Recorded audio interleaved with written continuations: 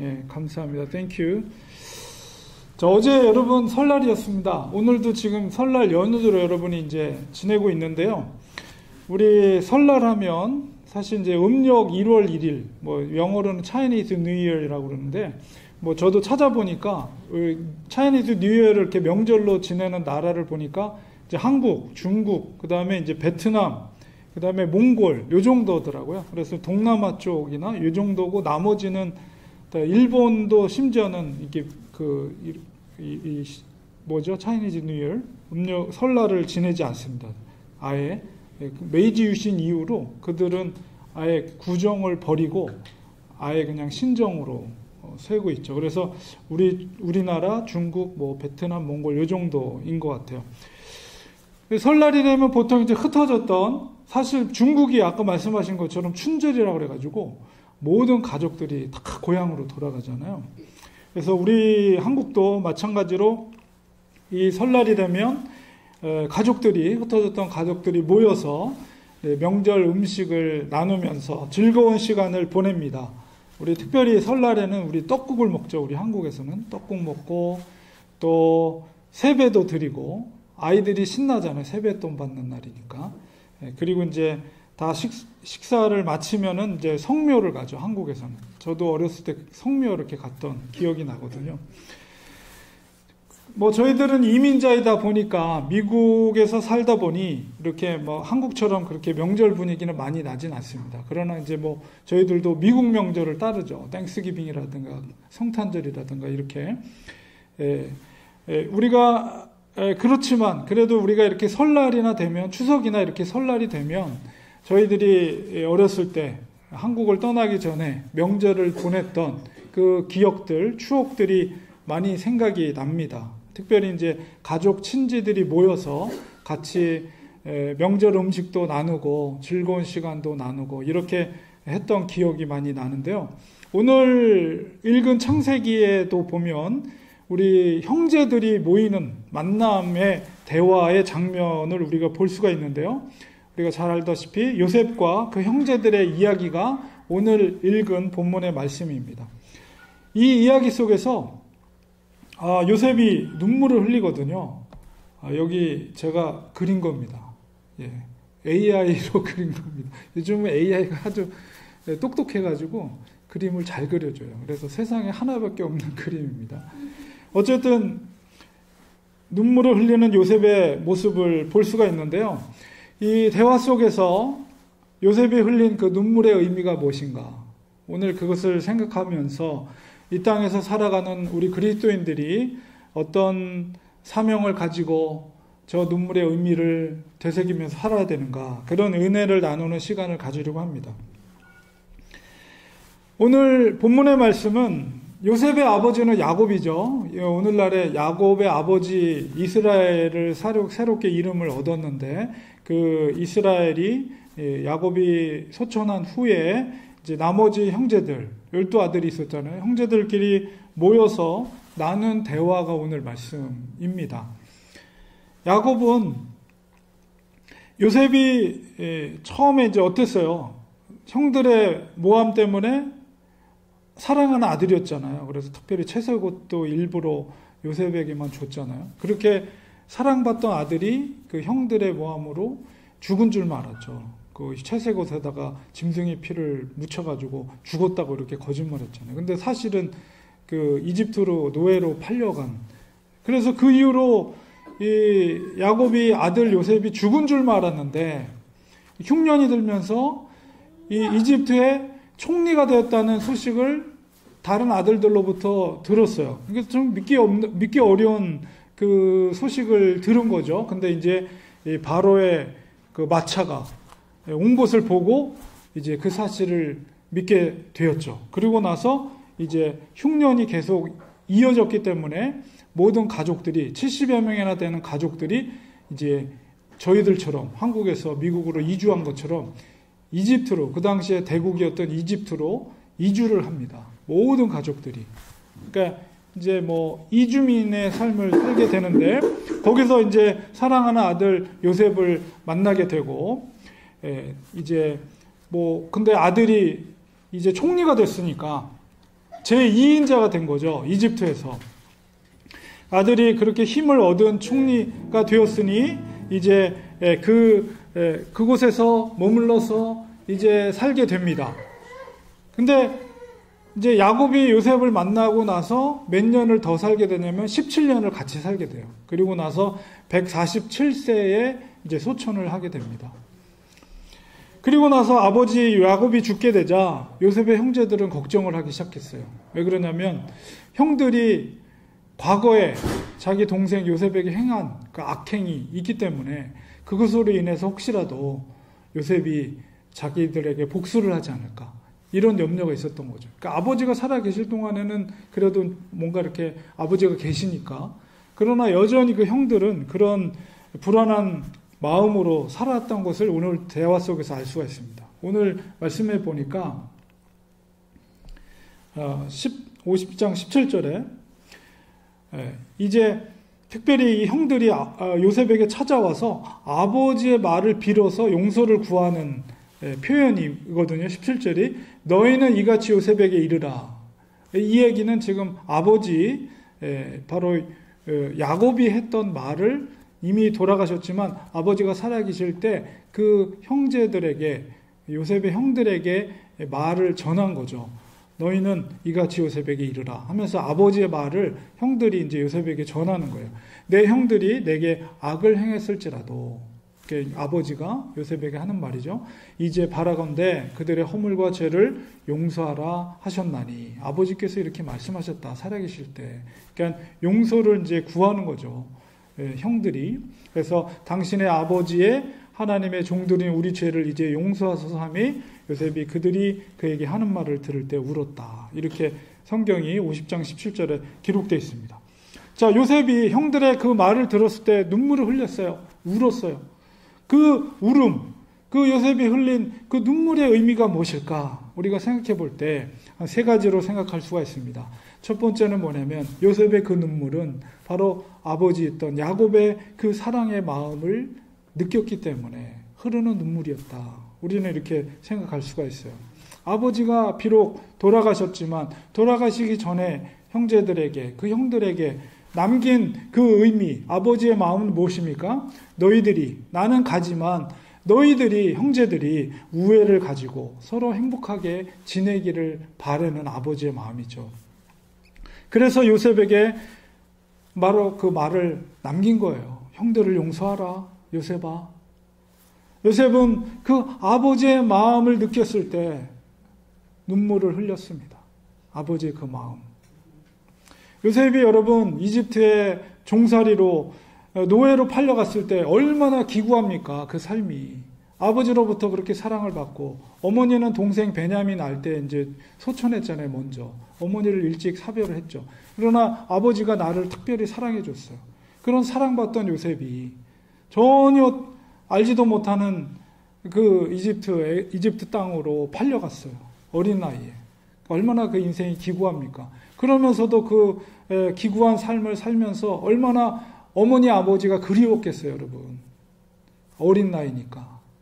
어머니는 일찍 소천했고, 그래도 아버지가 나를 사랑해 주셨는데 내가 아버지와 함께 있었다면 아버지의 사랑을 받으면서 내가 이렇게 자라났을 텐데 하면서, 아마 성경에는 다 기록되어 있지 않지만 아마 눈물로 밤을 지새우던 날이 여럿 있었을 것입니다. 이게 마지막 장면에 그 아버지의 남긴 말을 들을 때 요셉의 마음이 아팠겠죠. 그리고 따뜻했을 것이고 형들을 생각하는 아버지의 마음을 알았기 때문에, 그래서 눈물을 흘린 것입니다. 요셉은 이미 오래전에 근데 형들에 대해서 진심으로 용서를 했어요. 믿음의 사람은 사랑하는 사람입니다. 믿음의 사람은 용서하는 사람입니다. 그래서 이렇게 아버지의 마음을 받아들여서, 가족이 화목하기를 원하는 아버지의 마음을 받아들여서, 그것이 하나님의 뜻이죠. 우리들도 마찬가지입니다. 하나님은 우리가 가정에서 화목하기를 원하세요. 가족들이 마음이 어떤 문제로 인해서 깨지고 상처받고 다시는 보지 않고 이런 것이 아니라 어떤 문제가 있을지라도 서로 화목하기를 원하는 것이 하나님의 마음이라는 것을 우리가 꼭 기억해야 합니다. 그래서 하나님의 마음을 따라서 우리는 가족을 위해 눈물을 흘리는 사람들이 되어야 됩니다. 두 번째로 우리가 요셉의 흘린 눈물의 의미는 형들의 진심 어린 용서를 받아들이는 용서의 눈물이었다. 우리는 이렇게 생각할 수가 있어요. 형들이 비록 과거에 큰 잘못을 저질렀죠. 어린 자기를 팔아버렸으니까. 그게 얼마나 기가 막힌 일입니까? 예. 그러나 요셉은 총리가 된 후에 이제 형들을 만나게 되죠. 먹을 것이 떨어진 가나안 땅에서도 이집트에 먹을 것이 있다는 소문을 듣고 이제 형들이 먹을 것을 찾으러 왔을 때 그때 한눈에 알아봤어요. 저희 형들이구나. 그때 과거에 그들이 자기의 잘못했던 것들을 고백하는 그런 장면이 있거든요. 그러니까 이미 그것은 17년 전이죠. 아버지가 돌아가시기 전 17년 전 처음 만났을 때 그때 요셉은 그들을 용서했습니다. 이미. 그럼에도 불구하고 형들은 어떻게 살았는지를 오늘 본문 속에서 알 수가 있죠. 그 17년 동안 살면서도 여전히 한쪽 구석에 요셉이 우리들에게 복수할지도 몰라. 아버지가 돌아가시면 우리를 가만두지 않을 거야 하는 불안감에 살았다는 것을 우리는 오늘 본문 속에서 알 수가 있어요. 요셉은 형들의 그런 불안한 마음으로 살았다는 것을 깨달았을 때 너무 마음이 아팠습니다. 자기는 옛날에 이미 용서했는데 형들이 저렇게 살았구나. 그 마음이 너무 아팠어요. 그래서 눈물을 흘린 겁니다. 요셉은 이미 오래전에 형들에 대한 진심으로 그들을 용서했습니다. 이렇게 믿음의 사람은 어떤 사람입니까? 용서의 사람이에요. 용서의 사람. 그리고 사랑의 사람. 특별히 가족들에 대한 사랑과 용서에 우리가 인색해서는 안 됩니다. 과거에 어떤 잘못이 있더라도 우리는 용서해야 합니다. 하나님은 우리에게 용서할 것을 요구하세요. 7번이라도 70번씩 너희는 용서하라. 특히 형제나 자매, 가족들끼리 여러분 용서하시기 바랍니다. 어떤 맺힌 것이 있으면 용서하세요. 그리고 하나님의 사랑으로 품으시기 바랍니다. 그것이 하나님의 뜻입니다. 세 번째로 요셉이 흘린 눈물의 의미는 자기 형들을 더 잘 해줘야겠다는 결심의 눈물입니다. 그들이 50장 18절에 보니까 요셉 앞에 엎드렸어요. 우리는 당신의 종들입니다. 얼마나 그 마음이 불안했으면 이렇게 자기 동생에게 엎드려서 이런 고백을 했을까요? 그런데 요셉은 뭐라고 합니까? 19절에 보니까 두려워 마소서 내가 하나님을 대신하리까 이렇게 말하고 있어요. 당신들은 나를 해하려 했으나 하나님은 그것을 선으로 바꾸사 오늘과 같이 많은 백성의 생명을 구원하려고 하셨나이다. 이렇게 고백하고 있습니다. 내가 하나님을 대신하겠습니까? 이 의미는 바로 창세기 5장 20절에 그 고백은 비록 형들이 나를 팔았지만 그것은 궁극적으로 많은 백성들, 가족들뿐만 아니라 그 중동 지역에 있었던 많은 백성들을 구원하기 위한 하나님의 섭리였다는 것을 이렇게 요셉이 고백하고 있는 것입니다. 아마 요셉은 과거에 그 기가 막힌 삶을 살아오면서 당장에는 그것을 깨닫지 못했을 거예요. 그러나 어느 순간, 어느 시점에 하나님이 나를 이곳에 보내신 것은 하나님이 많은 백성들을 구원하기 위한 구원의 계획 속에서 이루어진 것이구나 라는 것을 요셉은 깨닫게 되었습니다. 그래서 오히려 자기를 이집트로 보낸 것에 대해서 하나님께 감사했고 비록 형들이 그런 나쁜 동기에서 내가 이곳에 오게 됐지만 그것도 역시 하나님의 손길 가운데 되어진 일이구나 라는 것을 이제 받아들이게 된 것이죠. 요셉이. 우리 창세기 45장 5절 8절에 보면 요셉이 처음 이제 형제들을 만나는 장면이 있거든요. 이제 그림에 보면, 이건 제가 그린 것이 아니고요. 인터넷에서 가져온 그림입니다. 그래서 이제 요셉이, 거의 총리가 된 요셉이 형제들을 만나게 되는 장면인데요. 그 창세기 45장 5절에서 8절에 보면 이렇게 고백을 합니다. 그러니까 자기의 신분을, 총리가 됐을 거라고는 형들이 상상도 못했죠. 근데 총리가 된 요셉이 자기의 신분을 이제 노출을 하면서 형들한테 얘기하는 거예요. 당신들이 나를 이곳에 팔았다고 해서 근심하지 마소서. 이게 17년 전의 얘기예요. 아버지가 돌아가시기 전에.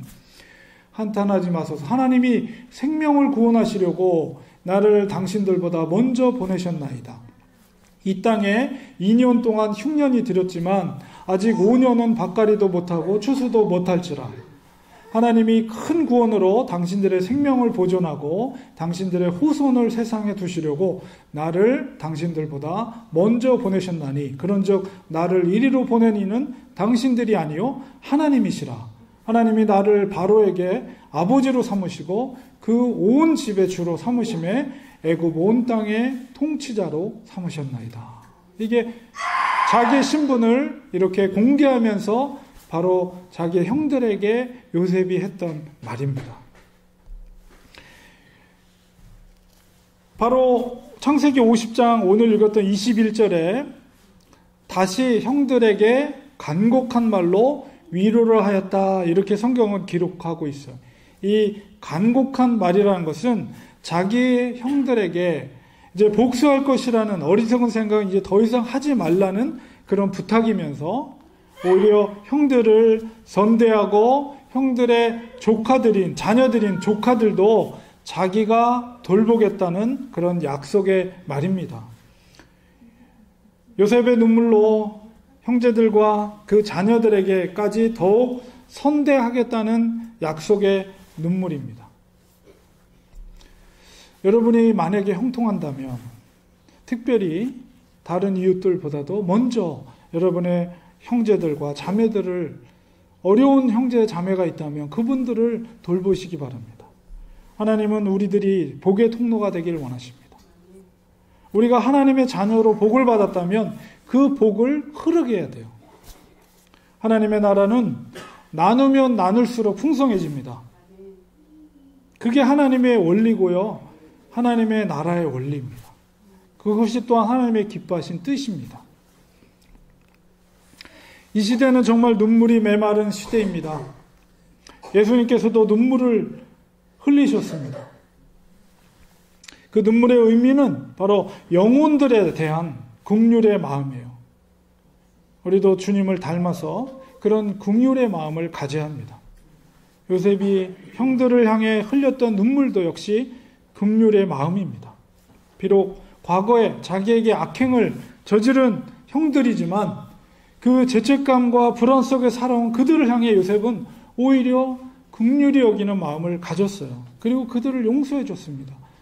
더 나아가서는 그들의 자녀까지도 내가 책임져 주겠다는 그런 결단의 눈물이기도 합니다. 우리 가족 중에 정말 긍휼의 마음을 가지고 눈물을 흘려야 할 사람이 있다면 여러분 그를 사랑하시기 바랍니다. 그를 돌보시기 바랍니다. 그를 용서하시기 바랍니다. 우리가 축복의 통로가 되어서 화해와 소망과 위로가 되어야 됩니다. 요셉처럼, 그리고 예수님처럼 누군가를 위해 눈물을 흘릴 수 있는 그런 긍휼의 사람이 우리가 되어야 됩니다. 그리스도인들은 세상 속에서 예수님의 복음의 능력으로 세상을 변화시키는 사람들이에요. 우리는 우리 소금통에 들어가 있으면 아무 능력도 발휘하지 못하죠. 우리 교회 울타리 안에 우리가 갇혀 있으면 안 돼요. 우리는 소금이 그 국 속에 들어가야지 맛을 내는 것처럼 우리는 세상 속에 뿌려진 소금처럼 세상 속에서 녹아지고 그 속에서 변화를 일으키는, 정말 세상 사는 맛을 내는 복음의 능력으로 그런 그리스도인이 돼야 됩니다. 요셉처럼, 예수님처럼 정말 우리 세상 속에 뿌려진 소금처럼 세상을 변화시키고 또 세상을 향해 때로는 눈물을 흘릴 수 있는 긍휼의 사람이 되시기를 주님의 이름으로 간절히 축원드립니다. 기도하겠습니다. 하나님 감사합니다. 오늘 말씀을 통해서 요셉의 눈물을 통해서 우리도 그 눈물의 의미를 깨달으면서 긍휼의 사람이 되기 원합니다. 우리가 돌봐야 할 사람들에게 그들을 사랑으로 돌보게 하시고 또 용서해야 될 사람들에게 그들을 용서하고 오히려 그들이 잘 되기를 축복해주는 믿음의 사람들 되기 원합니다. 복음의 능력으로 세상 속에 뿌려진 소금처럼 세상에 맛을 낼 수 있는 그리스도인의 사람들 될 수 있도록 하나님의 참된 제자들이 될 수 있도록 반석과 믿음을 우리에게 허락해 주시옵소서. 예수님의 이름으로 간절히 기도합니다. 아멘.